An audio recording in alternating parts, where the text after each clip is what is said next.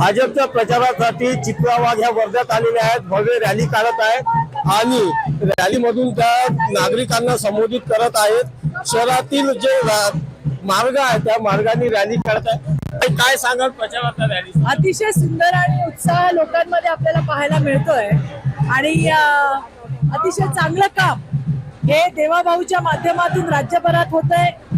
या वर्ध्यामध्ये पंकज भाऊ आहेत गृह राज्यमंत्री, त्यांच्या माध्यमातून अतिशय चांगली विकासाची कामं या ठिकाणी झालेली आहेत।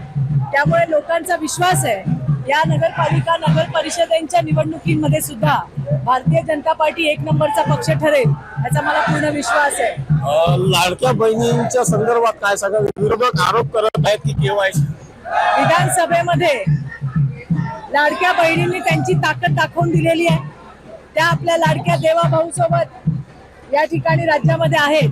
या स्थानिक स्वराज्य संस्थेच्या निवडणुकीमध्ये सुद्धा त्या ठिकाणी या बहिणी त्यांचा चमत्कार दाखवतील मला विश्वास आहे। नक्कीच या निवडणुकीत सुद्धा लाडक्या बहिणी आपला चमत्कार दाखवतील असा विश्वास चित्रा वाघ यांनी व्यक्त केला आहे। प्रमोद पानगुडे, जय महाराष्ट्र वृत्तवाहिनी, वर्धा।